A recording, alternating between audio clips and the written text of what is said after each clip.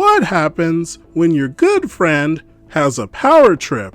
Let me describe the situation. This was years and years and years ago, back when White Wolf's original World of Darkness games were the hot thing on the market.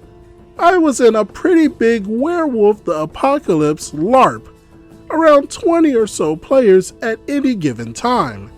The GM, or storyteller as the system called them, was a good friend of mine whom, for the purposes of this story, I'll call Dreadlock.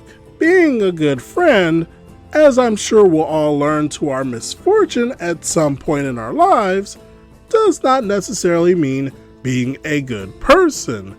And this was the night when I learned that about Dreadlock. So, a bit of background to set the scene. This was probably the worst time in my life on a number of levels. My father had just ended his own life after a lengthy illness. My girlfriend left me very shortly thereafter in order to be with my most trusted friend, who had betrayed my trust to be with her and then disappeared from my life.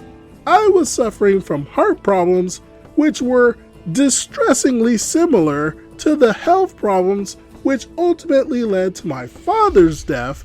Not to mention, I was having deep financial difficulties. And just to put the cherry on top of the cake, the electronic key fob for my apartment building, which I was and am convinced was a type of which was manufactured to deliberately be extremely fragile and brittle, had broken off of my keychain and had been lost.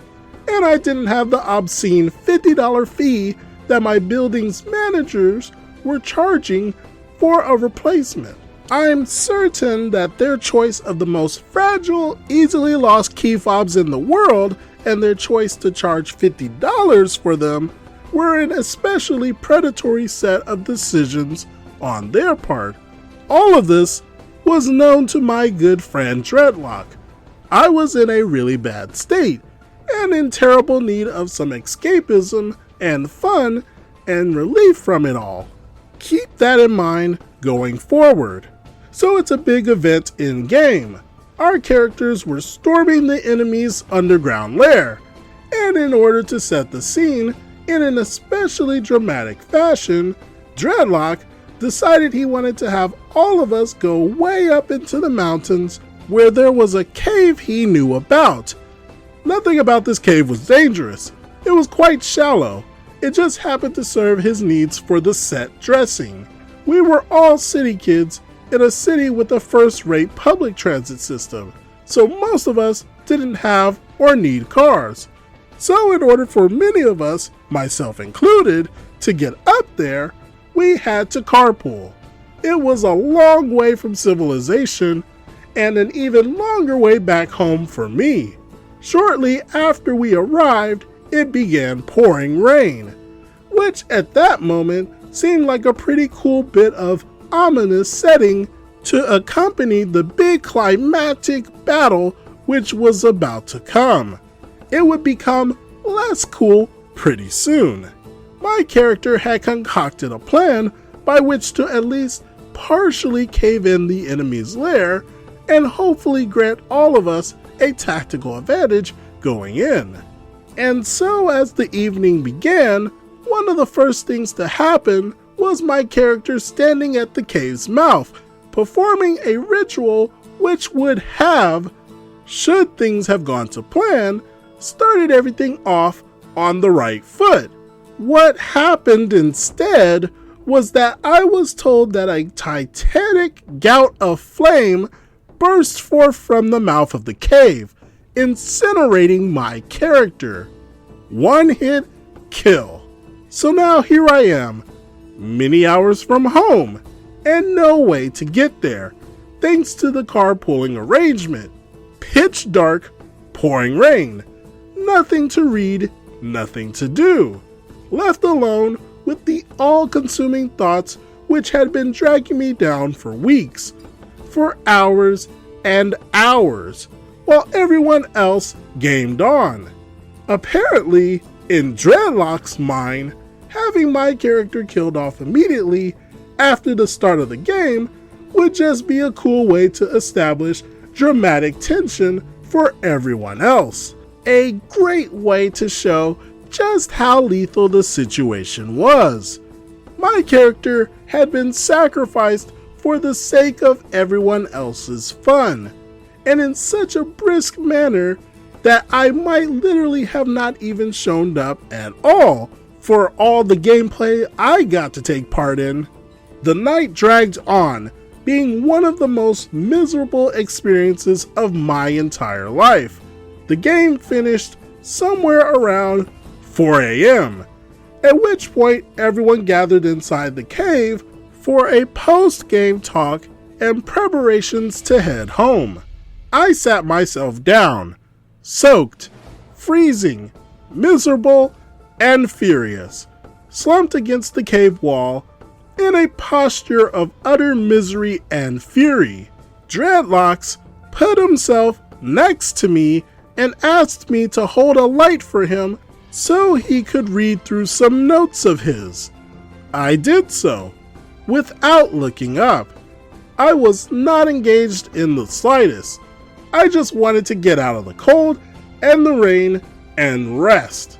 When Dreadlocks finished with his bit, I pointed out to my good friend that I wasn't likely to be able to get back into my apartment since I had no key fob, and it might be hours that I'd be spending standing out in front of it waiting for someone else to come or go. I asked him if I could crash on his couch for 4 hours or so, until daybreak, so I could forgo that ordeal. Dreadlock's reaction was, to put it lightly, insane. He loomed over me, with all of the 20 or so other players in the group watching on, and literally started screaming at me, "Get a new key fob! Get a stupid key fob!" As though not getting one was a deliberate decision on my part, as though it were something I had the power to change, but was choosing not to, as though it were possible for me to do so at 4 a.m., sitting in a cold, wet cave in the middle of nowhere. And of course, there was the very keen awareness that everyone else was watching him talking down to me, screaming down to me in this way, a ritual shaming and humiliation, leveraging his social standing in the group and literally looming over me as I sat there in total misery which his choice had inflicted upon me there. I looked up at him and in total and complete sincerity, with no hint of humor in my voice, said, "Stop screaming at me or I will punch you in the face." And what did he do? He increased his volume. He was now shrieking the same things that he had merely been screaming a few moments ago, as though the fact that I made it very clear how completely inappropriate his behavior was had so completely enraged him as he sought to humiliate me in front of his group that he now needed to somehow rise to the implicit challenge rather than reflect upon the realities of the situation he had created. So I took a swing at him. I'm not proud of that, but in fairness, I hadn't been kidding and had made it 100% clear what the cause and effect of his continued screaming at me would be. As I exited the cave, I asked another friend of mine if I could crash on his couch for a few hours, and he, naturally, being a friend and a human being capable of empathy, told me that would be fine. The next day, I got a very serious email from Dreadlocks, casting me out of the group. I didn't argue the point. I obviously wanted nothing more to do with his game if it meant that there was even a 1% chance of this ever happening to me again.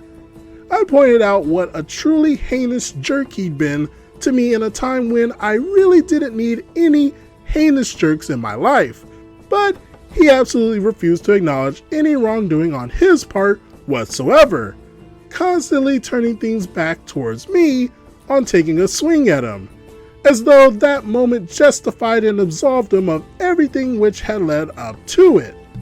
A year or so later, drunk and at a party we were both attending, Dreadlocks would admit that he had been a terrible jerk that night, which was, I'll admit, somewhat gratifying. But I couldn't help but wish that he had been capable of that same level of introspection either before or during the event in question. This is just a terribly sad story. The event by itself was horrible, but the fact that OP's very life was actually in danger due to all the depressing things that had happened prior makes this story a true horror story. I'm glad that OP made it through such terrible situations, and I hope OP has found better friends that aren't backstabbers. What do you all think about this situation?